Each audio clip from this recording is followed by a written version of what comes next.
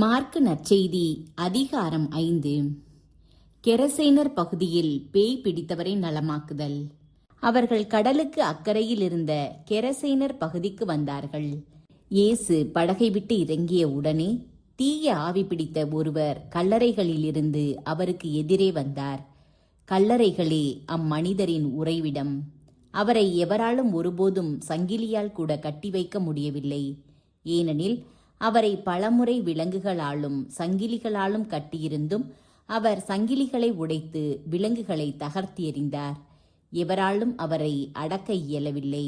அவர் இரவு பகலாய் எந்நேரமும் கல்லறைகளிலும் மலைகளிலும் கூச்சலிட்டு கொண்டிருந்தார். தம்மையே கற்களால் காயப்படுத்தி வந்தார். அவர் தொலையில் இருந்து இயேசுவை கண்டு ஓடி வந்து அவரை பணிந்து, இயேசுவே, உன்னத கடவுளின் மகனே, உமக்கு இங்கு என்ன வேலை? கடவுள் மேல் ஆணை, என்னை வதைக்க வேண்டாம் என்று உரத்த குரலில் கத்தினார். ஏனெனில் இயேசு அவரிடம், தீய ஆவியே, இந்த மனிதரை விட்டு போ என்று சொல்லியிருந்தார். அவர் அம்மனிதரிடம், உம் பெயர் என்ன என்று கேட்க அவர், என் பெயர் இலேகியோன், ஏனெனில் நாங்கள் பலர் என்று சொல்லி அந்த பகுதிகளிலிருந்து தங்களை அனுப்பிவிட வேண்டாம் என்று அவரை வருந்தி வேண்டினார். அங்கே மலைப்பகுதியில் பன்றிகள் பெரும் கூட்டமாய் மேய்ந்து கொண்டிருந்தன. நாங்கள் அப்பன்றிகளுக்குள் புகும்படி எங்களை அங்கே அனுப்பிவிடும் என்று தீய ஆவிகள் அவரை வேண்டின. அவரும் அவற்றுக்கு அனுமதி கொடுத்தார். பின் தீய ஆவிகள் வெளியேறி பன்றிகளுக்குள் புகுந்தன. ஏறக்குறைய 2000 பன்றிகள் அடங்கிய அந்த கூட்டம் செங்குத்து பாறையில் இருந்து கடலில் பாய்ந்து வீழ்ந்து மூழ்கியது. பன்றிகளை மேய்த்து கொண்டிருந்தவர்களோ ஓடிப்போய் நகரிலும் நாட்டுப்புறத்திலும் இதை அறிவித்தார்கள். நடந்தது என்னவென்று பார்க்க மக்கள் வந்தனர். அவர்கள் இயேசுவிடம் வந்தபோது பேய் பிடித்திருந்தவர், அதாவது இலேகியோன் பிடித்திருந்த அவர் ஆடையணிந்து அறிவு தெளிவுடன் அமர்ந்திருப்பதைக் கண்டு அச்சமுற்றார்கள். நடந்ததை பார்த்தவர்கள் பேய் பிடித்தவருக்கும் பன்றிகளுக்கும் நேரிட்டதை அவர்களுக்கு எடுத்துரைத்தார்கள்.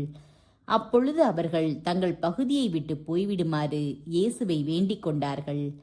அவர் படகில் ஏறியதும் பேய் பிடித்திருந்தவர் தாமும் அவரோடு கூட இருக்க வேண்டும் என்று அவரை வேண்டிக் கொண்டார். ஆனால் அவர் அதற்கு இசையாமல் அவரை பார்த்து, உமது வீட்டிற்கு போய் ஆண்டவர் மீது இரக்கம் கொண்டு உமக்கு செய்ததையெல்லாம் உறவினருக்கு அறிவியும் என்றார். அவர் சென்று இயேசு தமக்கு செய்ததையெல்லாம் தெக்கப்பொலி நாட்டில் அறிவித்து வந்தார். அனைவரும் வியப்புற்றனர். இரத்த போக்குடைய பெண் நலம் பெறுதலும் சிறுமி உயிர் பெற்றெழுதலும். இயேசு படகேறி கடலை கடந்து மீண்டும் மறுகரையை அடைந்ததும் பெரும் திரளான மக்கள் அவரிடம் கூடி வந்தனர். அவர் கடற்கரையில் இருந்தார்.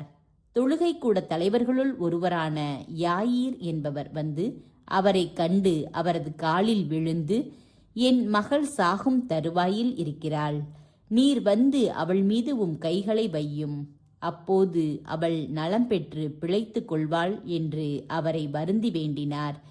இயேசுவும் அவருடன் சென்றார். பெரும் திரளான மக்கள் அவரை நெருக்கிக் கொண்டே பின்தொடர்ந்தனர். அப்போது 12 ஆண்டுகளாய் இரத்த போக்கினால் வருந்திய பெண் ஒருவர் அங்கு இருந்தார். அவர் மருத்துவர் பலரிடம் தமக்கு உள்ளதெல்லாம் செலவழித்தும் ஒரு பயனும் அடையாமல் மிகவும் துன்பப்பட்டவர். அவர் நிலைமை வரவர மிகவும் கேடுற்றது. அவர் இயேசுவை பற்றி கேள்விப்பட்டு மக்கள் கூட்டத்துக்கிடையில் அவரது பின்னால் வந்து அவரது மேலுடையை தொட்டார்.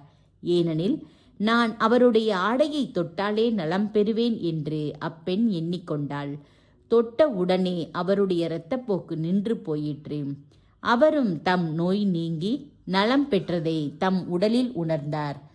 உடனே இயேசு தம்மிடமிருந்து வல்லமை வெளியேறியதை தம்முள் உணர்ந்து மக்கள் கூட்டத்தை திரும்பி பார்த்து, என் மேலுடையை தொட்டவர் யார் என்று கேட்டார். அதற்கு அவருடைய சீடர்கள் அவரிடம், இம்மக்கள் கூட்டம் உம்மை சூழ்ந்து நெருக்குவதைக் கண்டும் என்னை தொட்டவர் யார் என்கிறீரே என்றார்கள். ஆனால் அவர் தம் மேலுடையை தொட்டவரை காணும்படி சுற்றிலும் திரும்பி பார்த்து கொண்டிருந்தார்.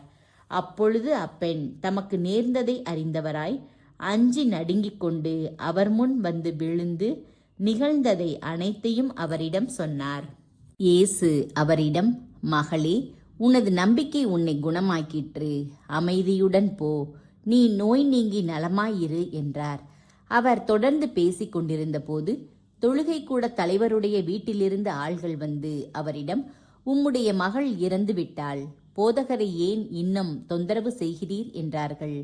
அவர்கள் சொன்னது இயேசுவின் காதில் விழுந்ததும் அவர் தொழுகை கூட தலைவரிடம், அஞ்சாதீர், நம்பிக்கையை மட்டும் விடாதீர் என்று கூறினார். அவர் பேதுரு, யாக்கோபு, யாக்கோபின் சகோதரரான யோவான் ஆகியோரை தவிர வேறொருவரையும் தம்முடன் வரவிடவில்லை. அவர்கள் தொழுகை கூட தலைவரின் வீட்டிற்கு சென்றார்கள். அங்கே அமளியையும் மக்கள் அழுது ஓலமிட்டு புலம்புவதையும் இயேசு கண்டார்.